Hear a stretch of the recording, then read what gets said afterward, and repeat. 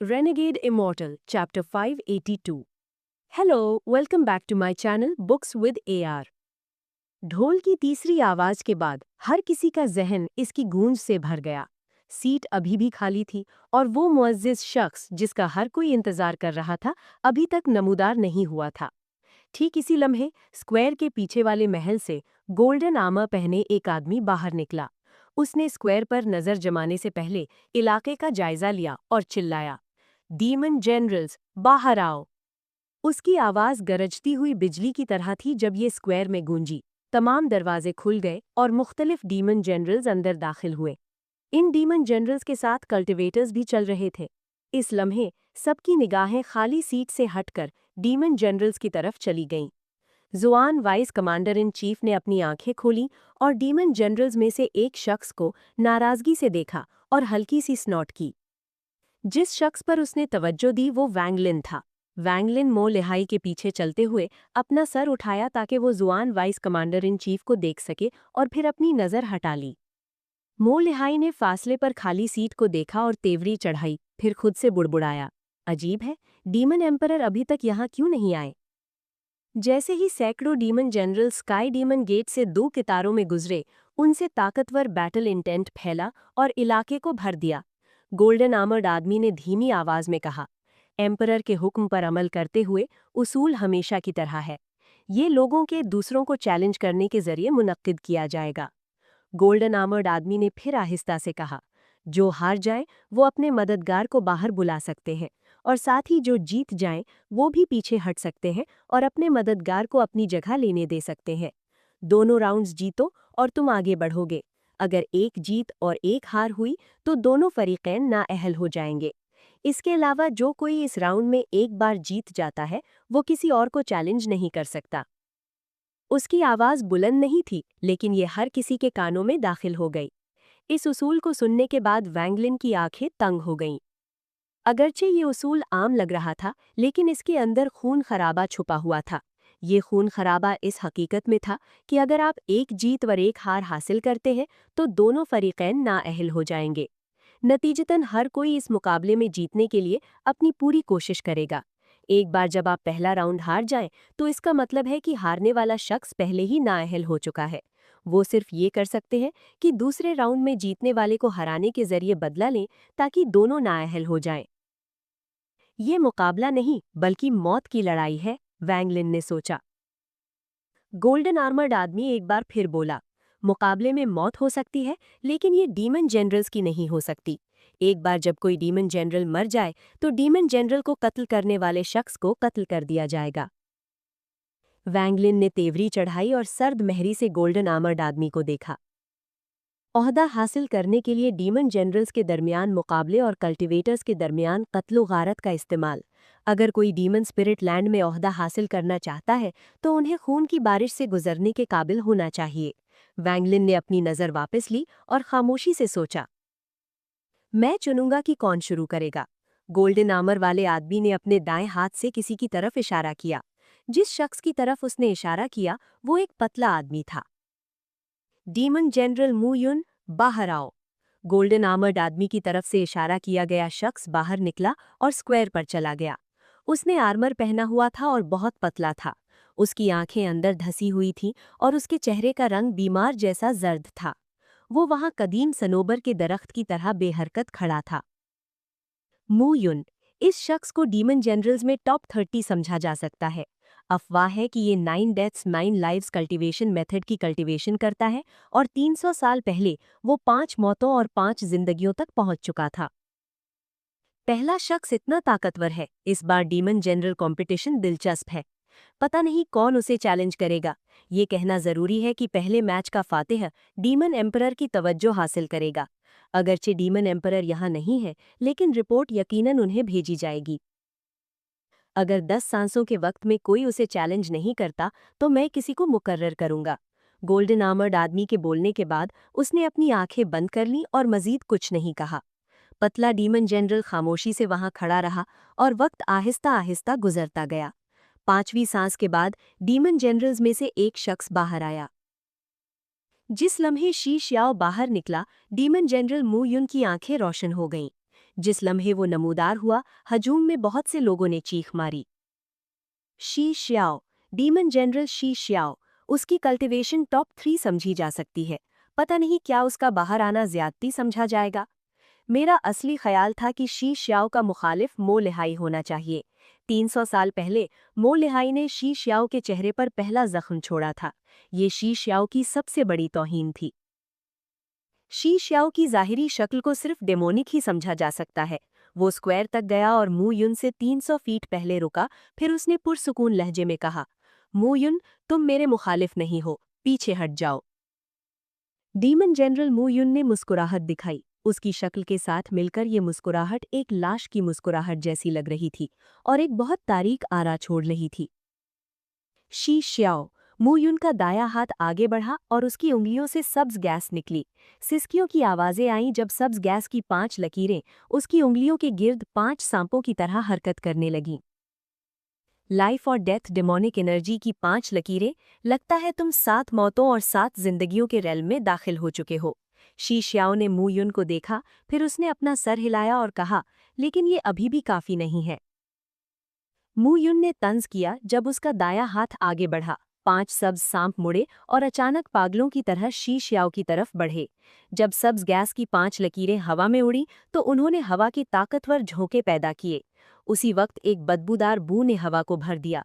आसपास के बहुत से डीमन जनरल्स ने अपनी आंखें तंग की जब उन्होंने सब्ज गैस की 5 लकीरों को घूरा और उनकी आंखें सदमे से भर गईं।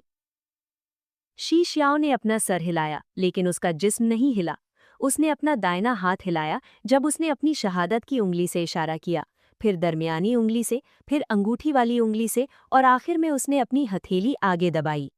हीरे की शक्ल की रोशनी अचानक शी श्याओ की हथेली से निकली और मू यून की सब्ज गैस की 5 लकीरों से टकराई।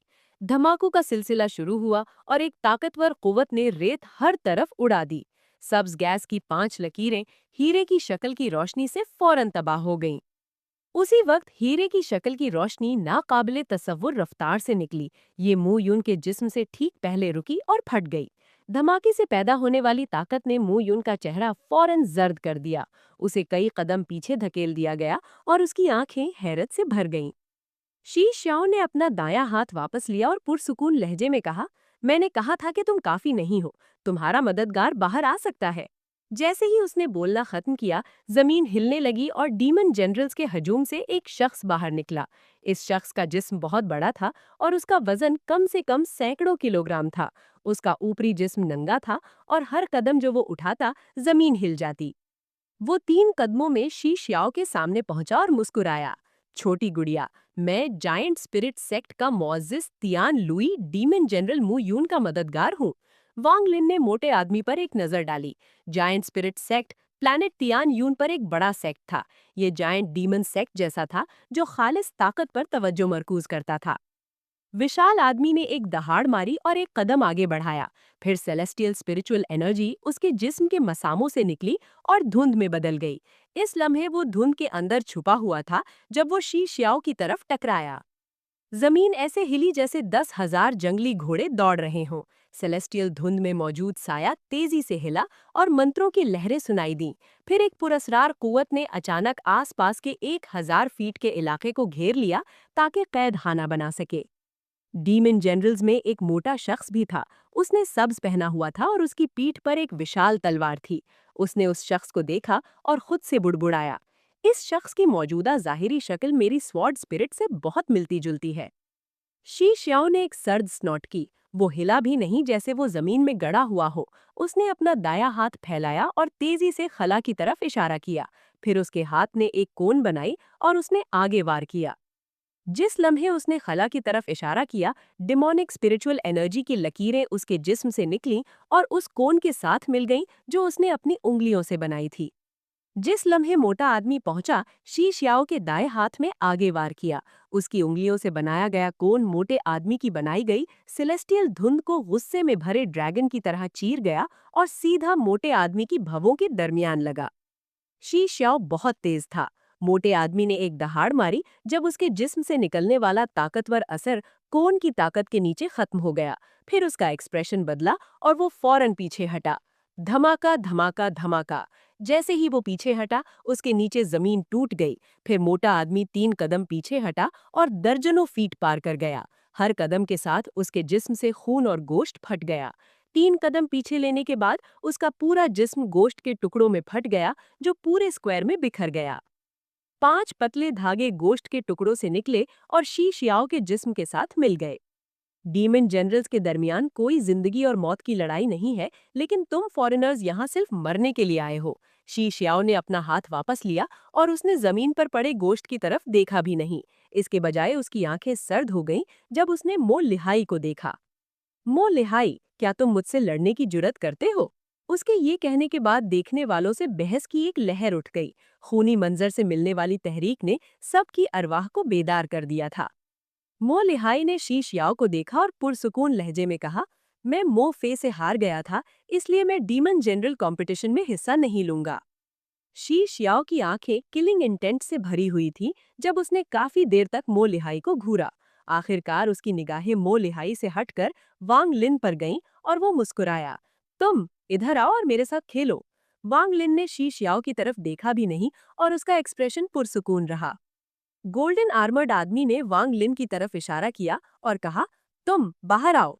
वांग लिन का एक्सप्रेशन पुरसुकून था जब वो बाहर निकला और स्क्वायर पर खड़ा हो गया। अगर 10 सांसों के वक्त में कोई चैलेंज नहीं करता तो मैं किसी को मुकर्रर करूंगा। गोल्डन आर्मर्ड आदमी के बोलना खत्म होने के बाद उसने अपनी आंखें बंद कर लीं। Renegade immortal chapter 583। Hello, welcome back to my channel books with AR. हवा का एक नरम झोंका स्क्वायर से गुजरा और धूल को उड़ा दिया, जिससे कपड़े हवा में फड़फड़ाने लगे। वांगलिन का सफेद लिबास हवा की वजह से लहरा रहा था, जिससे वो और भी बावकार लग रहा था। स्क्वायर पर खड़े होकर वांगलिन ने मुकम्मल तौर पर पुरसुकून एक्सप्रेशन के साथ आसमान की तरफ देखा। ऐसा लगता था जैसे उसके सामने सब कुछ वाकई अहमियत नहीं रखता और वो सिर्फ एक राहगीर है। जब वांगलिन ने स्क्वायर पर कदम रखा तो देखने वाले लोगों में से हल्की सी बातें शुरू हो गईं। मो लिहाय बाहर नहीं आ रहा, और अगरचे वो मो लिहाय का मददगार है, लेकिन आखिर में जीत हासिल करना उसके लिए बहुत मुश्किल होगा। ये शख्स बहुत मगरूर है, लेकिन उसने डीमन जनरल शी शियाओ के चैलेंज को कबूल करने की जुर्रत नहीं की। मज़ाए का खेज। हमारे डीमन स्पिरिट लैंड के लिए बैरूनी शख्स होने के नाते बेहतर है कि बहुत ज्यादा मगरूर न हो, वरना तुम्हारे लिए वाहिद रास्ता मौत है। लगता है कि ये शख्स अभी भी अपनी जगह नहीं समझता। जब लोग बहस कर रहे थे, शुमाली बैठने वाले इलाके में sworn vice commander in chief ने एक हल्की सी स्नॉट की। उसके पीछे एक शख्स बैठा था। ये शख्स दरमियानी उम्र का था और उसने नीला आर्मर पहना हुआ था। उसकी ज़ाहिरी शक्ल बहुत सादा थी, लेकिन वो शानो शौकत का एहसास देता था। इस शख्स ने sworn vice commander in chief की स्नॉट सुनने के बाद अपना सर घुमाकर पूछा, sworn vice commander in chief, आप इस शख्स को जानते हैं? Sworn vice commander in chief उदास था जब उसने अपना सर हिलाकर कहा, मैं इसे नहीं जानता। थोड़ी देर रुककर उसने जारी रखा, लेकिन ये शख्स यकीनन टॉप 3 में आ सकता है, शायद नंबर 1 भी मुश्किल नहीं होगा। दरमियानी उम्र का आदमी चौंका, फिर अपना सर घुमाकर गौर से वांगलिन को देखकर कहा, इस शख्स की कल्टीवेशन लेवल सिर्फ कल्टीवेटर्स के peak of the late stage of soul transformation पर है। मुझे डर है कि उसके लिए पहला मुकाम हासिल करना इतना आसान नहीं होगा। Sworn vice commander in chief ने सर्द स्नॉट की और कहा, yellow vice commander in chief, क्यों ना हम इन शर्त लगाएं, अगर वो शख्स पहले नंबर पर नहीं आता तो मैं आपको अपना वाइस हेवनली फ्लैग दूंगा, लेकिन अगर वो शख्स पहला मुकाम हासिल करता है तो आप मुझे अपनी जॉन जॉन पिल देने गए। दरमियानी उम्र का आदमी हंसा और कहा, ठीक है, मैं देखना चाहता हूं कि इस शख्स में ऐसी क्या खास बात है जिसने sworn vice commander in chief को इतना पुरएतमाद बनाया है। Sworn vice commander in chief ने तंज किया और दिल ही दिल में सोचा, अगर तुम मुझसे शदीद जख्मी होते तो तुम भी इतने ही पुरएतमाद होते। ठीक इसी लम्हे डीमन जनरल्स में से एक शख्स तेजी से बाहर निकला। उसने जमीन के रंग का आर्मर पहना हुआ था और अगरचे वो बेहरकत लग रहा था, लेकिन वो तेजी से वांगलिन के 1000 फीट के अंदर नमूदार हुआ। मुझे उम्मीद है कि साथी कलीग खुश अखलाक होंगे और मेरे साथ चैलेंजर के ओहदे के लिए नहीं लड़ेंगे। इस शख्स की हंसी हवा में गूंज गई। वो बहुत मगरूर था और उसकी हंसी ने उसके एतमाद को जाहिर किया। डीमन जनरल और डी, मुझे अंदाजा करना चाहिए था कि वो इस जंग में नमूदार होगा। इस शख्स को सिर्फ डीमन जनरल्स के दरमियान दरमियाने दर्जे का समझा जाता है, लेकिन वो अच्छी सूरत हाल का फायदा उठाने में इंतहाई माहिर है। अगरचे वो कभी कभी थोड़ा बेशर्म होता है, लेकिन ये मौका बेहतरीन है। जब तक वो इस कल्टीवेटर के खिलाफ जीत जाता है, इसका मतलब है कि उसने मो लिहाय को हरा दिया है। इसके अलावा चूंकि मो लिहाय लड़ नहीं सकता, इसलिए उसे पहले राउंड से गुजरने के लिए सिर्फ एक लड़ाई जीतने की जरूरत है। कोई हैरानी नहीं कि वो खुश अखलाकी की दरखास्त कर रहा है। डीमन जनरल ऑडी ने सबके सामने हाथ जोड़े, फिर उसने वांगलिन को देखा और मुस्कुराया। अगर तुम जिंदा रहना चाहते हो तो अभी हार मान लेना बेहतर है, वरना अगर हम बराबर भी हैं तब भी मेरे पास एक मददगार है। उसके ये अल्फाज कहने के बाद बहुत से डीमन जनरल्स ने अच्छा तमाशा देखने के तासुरात जाहिर किए।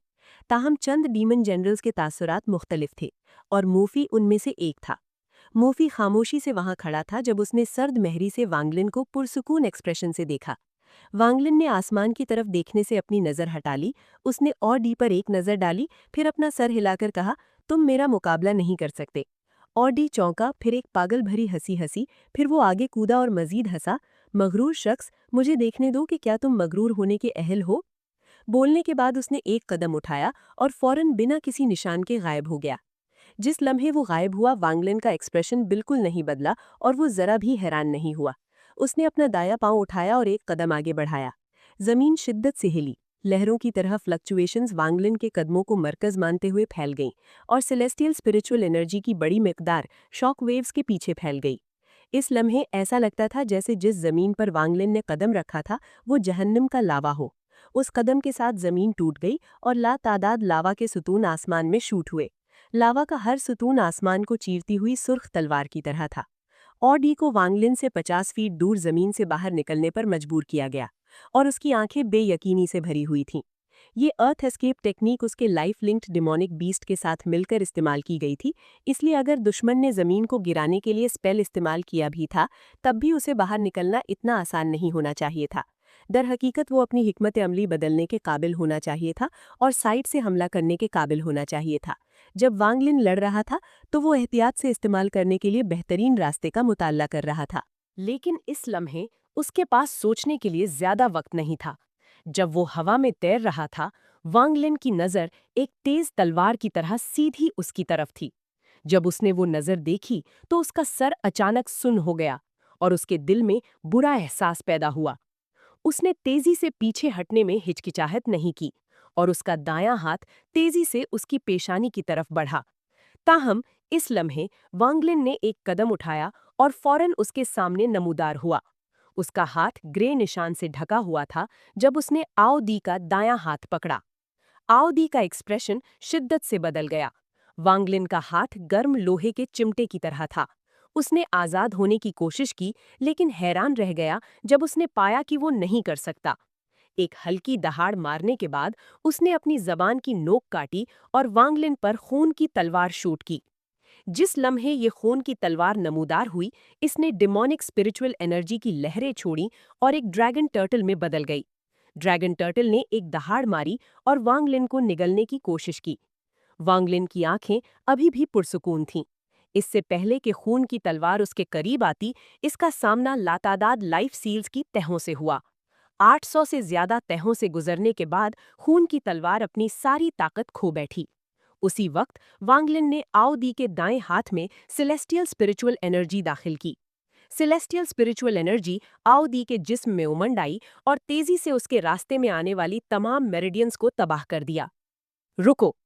ठीक इसी लम्हे डीमन जनरल कंपटीशन के जिम्मेदार गोल्डन आर्मर वाले आदमी ने अपनी आंखें खोलीं और सर्द नजर जाहिर की। वांगलिन की आंखें रोशन हो गईं। न सिर्फ वो नहीं रुका, बल्कि उसने पहले से तबाहशुदा मेरिडियंस को दोबारा तबाह करने के लिए और भी ज्यादा सेलेस्टियल एनर्जी भेजी। फिर उसने छोड़ दिया और आओ दी का जिस्म इनर्शिया की वजह से दूर फेंक दिया गया। जैसे ही आओ दी हवा में उड़ा, उसके जिस्म से धमाकों की आवाजें आईं और बड़ी मिकदार में ब्लड मिस्ट उसके जिस्म से फूट पड़ा। दर्द, शदीद दर्द, यही वाहिद एहसास था जो उसने महसूस किया। उसके जिस्म में मौजूद डिमोनिक स्पिरिचुअल एनर्जी ने सिलेस्टियल स्पिरिचुअल एनर्जी का पागलों की तरह मुकाबला किया। दोनों एनर्जीज के लड़ने का अमल ऐसा महसूस कराता था जैसे वो जहन्नम से गुजर रहा हो। जुआन वाइस कमांडर इन चीफ ने सर्द हवा की सांस ली। इस मंजर ने उसे याद दिलाया जब वो वांगलिन से लड़ा था। आओ दी को देखना ऐसा था जैसे वो उस वक्त खुद को देख रहा हो। तुम्हारी ये जुर्रत! गोल्डन आर्मर्ड आदमी ने आसमान में हाथ बढ़ाया और सूरज की सुनहरी रोशनी तेजी से उसके हाथ में जमा हो गई। सूरज की रोशनी तेजी से सुनहरे नेजे में जम गई और इस लम्हे ऐसा लगा जैसे वो अपने हाथ में सूरज पकड़े हुए है। फिर उसने उसे वांग लिन की तरफ फेंका। वांग लिन ने सुनहरे नेजे की तरफ देखा भी नहीं जब उसने एक कदम उठाया और गायब हो गया। उसने आओ दी को पकड़ा जो दोबारा हवा में था और उसे शिद्दत से हिलाया। आओ दी को लगा जैसे उसे किसी ताकतवर कुव्वत ने मारा है जब एनर्जी का एक झोंका उसके दाएं हाथ से उसके जिस्म में दाखिल हुआ और कड़कने के आवाजों का सिलसिला पैदा किया।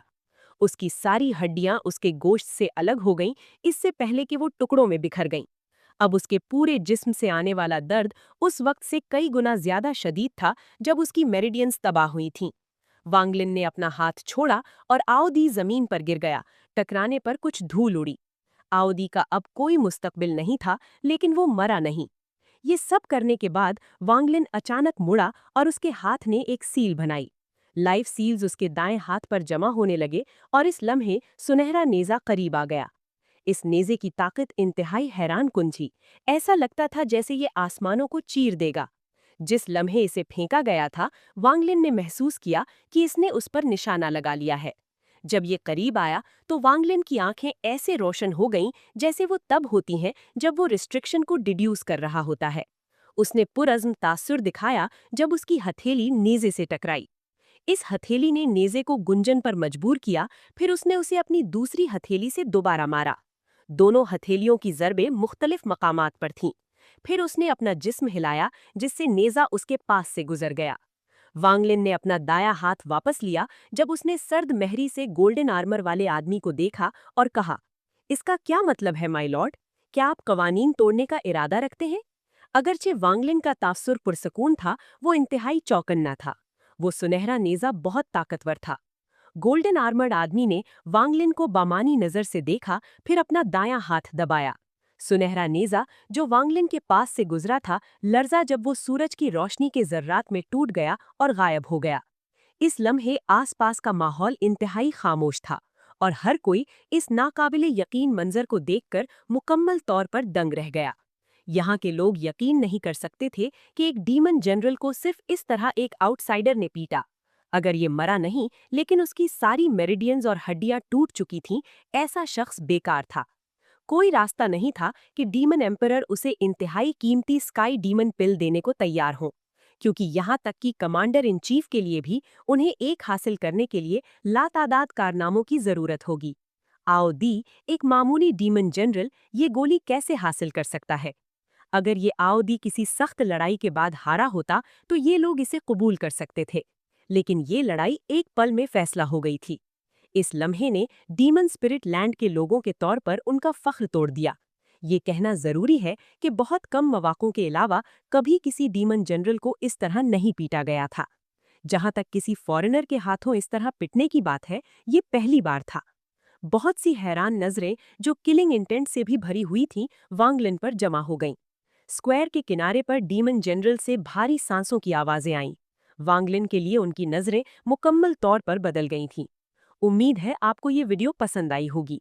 अगर आपको ये पसंद आई है तो प्लीज़ चैनल को सब्सक्राइब करें, इस वीडियो को लाइक करें और अपने दोस्तों के साथ शेयर करें। अगली वीडियो तक के लिए अल्लाह हाफिज।